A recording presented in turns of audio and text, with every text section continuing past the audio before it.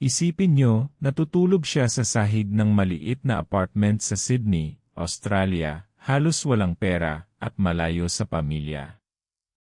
Makalipas ang 10 taon, ang kanyang pangalan ay nakaukit na sa mga skyline ng mga sikat na syudad sa Asia. Ang kanyang kumpanya, isang powerhouse sa arkitektura. Hayaan niyong ikwento ko kung paano nagsimula ang lahat. Akala ko noon, ang pagpunta ko sa Australia noong 2008, edad 24, ang simula ng lahat ng pangarap ko. Galing ako sa isang simpleng pamilya sa Cabanatuan, Nueva Ecija. Ang tatay ko ay isang magsasaka at ang nanay ko naman ay nagtitinda sa palengke. Pinagsikapan nilang pag-aralin ako sa FE Diliman at nagtapos ako bilang isang arkitekto. Pero kahit may degree ako, hirap pa rin akong makahanap ng trabaho na makakapagbigay sa akin ng disenteng kita para makatulong sa pamilya ko. Kaya nang magkaroon ng pagkakataong maging skilled migrant sa Australia, hindi ako nagdalawang isip. Pero ang realidad doon, mas matindi pa pala sa inakala ko. Nagtatrabaho ako bilang dishwasher sa isang restaurant sa gabi, at sa umaga naman ay naglalakad ako sa mga construction site, umaasang may kukuha sa akin. Ang konti lang ng ipon ko at ang upa sa maliit na kwarto ko ay halos ubos na ang sahod ko. May mga araw na puro noodles lang ang kinakain ko. Naaalala ko pa, isang gabi, umiiyak ako sa sahig ng kwarto ko, nilalamig at tinatanong ko ang sarili ko, tama ba itong desisyon ko? Bakit ang hirap-hirap? Pero sa gitna ng lahat ng hirap na iyon, may isang boses sa loob ko na bumubulong, hindi ka pwedeng sumuko, Rodel. Hindi ka pwedeng bumalik na bigo. At dito nagsimulang magbago ang lahat. Mag-comment ng kung na-inspire ka sa kwentong ito dahil mas gaganda pa ito. Isang umaga, habang naghahanap ako ng trabaho sa isang construction site sa Pyrmont, Sydney, may nakasalubong akong isang matandang Australian architect. Nakita niya siguro ang desperasyon sa mga mata ko. Magandang umaga, iho. Mukhang may hinahanap ka. Opo, sir. Naghahanap po ako ng trabaho. Arkitekto po ako. Arkitekto? Dito sa construction site. Bakit hindi ka naghahanap ng trabaho sa opisina? Wala po akong experience dito sa Australia, sir. Hindi po ako binibigyan ng pagkakataon. Lahat po ng pinuntahan ko, ang hinahanap ay may Australian experience. Yinan, alam mo, may bakante ako sa opisina ko. Maliit lang, pero baka gusto mong subukan. Walang bayad sa simula, pero matututo ka. Talaga po, sir. Kahit po walang bayad. Opo, sige po. Maraming salamat po. Kahit ano po, basta matuto ako. Rodel, hindi pera ang sukatan ng kaalaman. Ang sipag at tiyaga mo ang magdadala sa iyo sa tagumpay. At magtiwala kayo, kailangan niyong manatili para sa susunod na mangyayari. Dahil dito talagang nagiging hindi ka panipaniwala ang kanyang tagumpay. Ang pagtatrabaho ko kay Emer Davis, ang matandang arkitekto, ay naging training ground ko.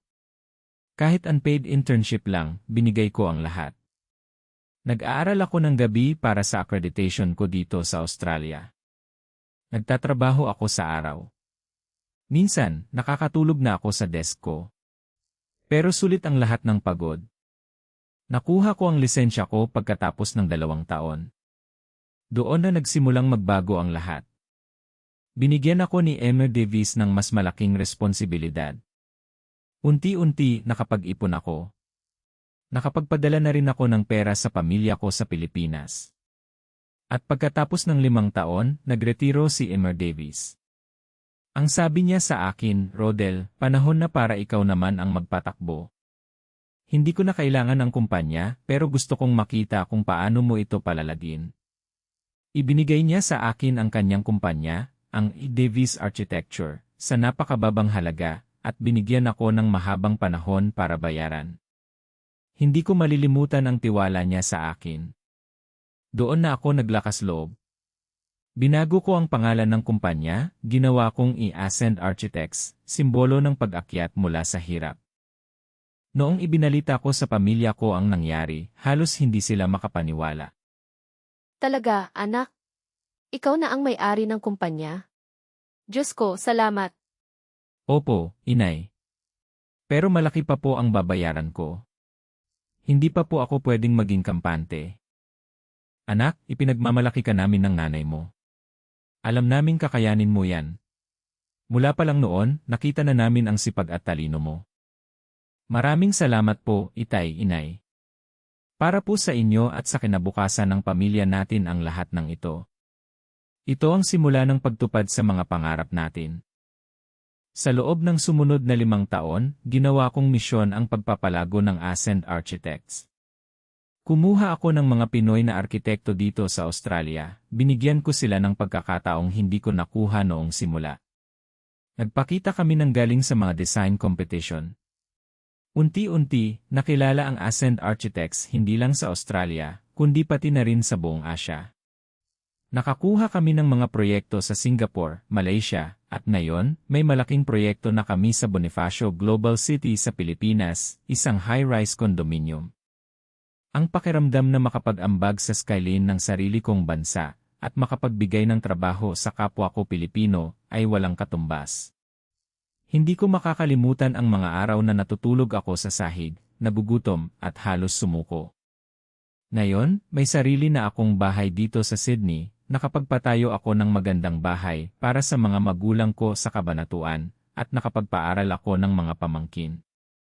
Ang pangarap na akala ko ay imposible, ay unti-unting natutupad.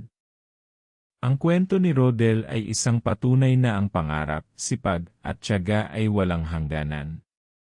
Mula sa pagiging dishwasher sa Sydney, hanggang sa pagiging visionary architect na may mga proyekto sa buong Asia, pinatunayan ni Rodel na ang isang Pinoy ay kayang lumipad ng mataas, gaano man kahirap ang pinagmulan. Kaya, anong aral ang natutunan mo sa kwentong ito? Ay comment ang inyong mga saloobin. At kung may sarili kayong kwento ng tagumpay, ibahagi niyo sa comments. Mag-subscribe para sa bagong kwento araw-araw.